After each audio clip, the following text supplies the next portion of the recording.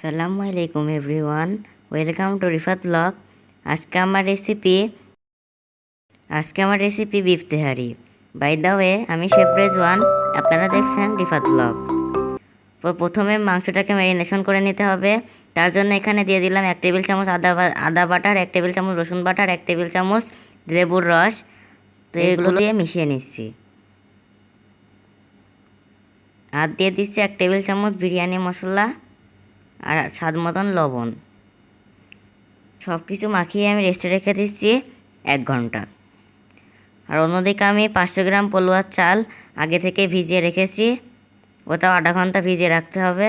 আধা ঘন্টা পর পানিটাকে ঝরতে দিতে হবে।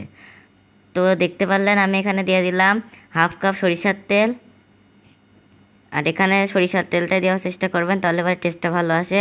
আর দিয়ে দিয়েছি 1/2 কাপ পেঁয়াজ কুচি। তো পেঁয়াজটাকে আমি হালকা করে ভেজে নিচ্ছি।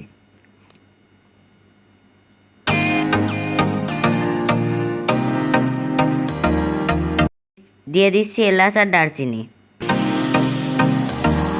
তো দেখুন আমি এরকম করে ভেজে নিয়েছি।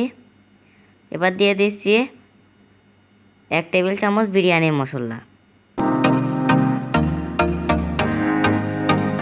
এবার আগে থেকে ম্যারিনেশন করে রাখা মাংসটাকে দিয়ে দিলাম। তো এবার আমি মাংসটাকে হালকা করে কষিয়ে নিচ্ছি।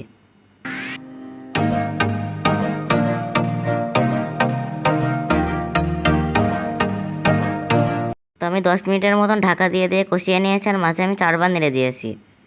তো মাংস থেকে যে পানি বেরিয়েছে তাতে পুরোপুরি হয়েছে, তবে আমি আর একটু পানি অ্যাড করেছি, গরম পানি। তো আর দেখতে পারলেন দিয়ে দিলাম প্রায় 10-12টা কাঁচা লঙ্কা। এখানে শুকনো মরিচ ব্যবহার করা যাবে না।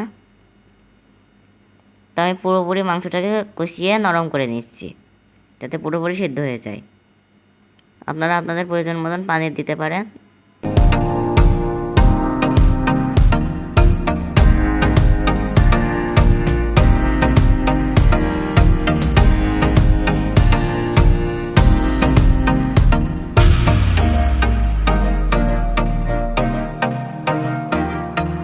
তো আমি এইভাবে একটু ভাজা ভাজা করে নিয়েছি। এবার মাংসটাকে উঠিয়ে নিচ্ছি। এবার এই একই হাঁড়িতে দিয়ে দিলাম আগে থেকে ধরিয়ে রাখা পলোয়ার চালটা। তো চালটা দিয়েও একটু খুব হালকা করে ভেজে নিতে হবে। তো হালকা করে ভেজে নিচ্ছি। তো আমি হালকা করে ভেজে নিয়েছি।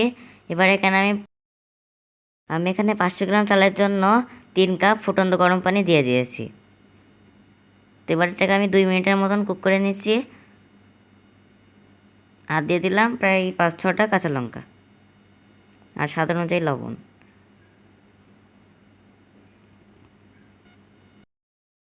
দেখবেন পানিটা এরকম শুকিয়ে যাবে, তখনই আগে থেকে তুলে রাখা মাংসটাকে দিয়ে দিতে হবে। আর মাংসটাকে একটু হালকা করে মিশিয়ে দমে রেখে দিতে হবে 30 মিনিটের জন্য। আর এই পর্যায়ে গ্যাসের চুলার জালটা একেবারে কিন্তু লো টু মিডিয়ামে রাখতে হবে। তো আমি 30 মিনিট ঢাকনা দিয়ে রেখে কুক করে নিচ্ছি।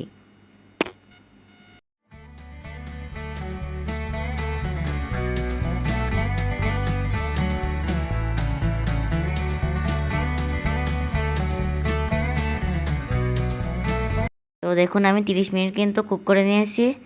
তো দেখতেই পাচ্ছেন আমার ভাতটা কিন্তু একেবারে রেডি। তো দেখুন কতটা ঝুরঝুরে হয়েছে, আর মাংসটাও কিন্তু একেবারে নরম। এবার এভাবে একটু হালকা করে নেড়ে নিচ্ছি। এবার আপনাদেরকে আমি সার্ভ করে দেখাচ্ছি। তো দেখে নিশ্চয়ই বুঝতে পারছেন ভাতটা কত ঝুরঝুরে হয়েছে, আর খেতেও কিন্তু অনেক টেস্টি। আজকের মতন এই পর্যন্তই। আপনাদের সবাইকে ধন্যবাদ।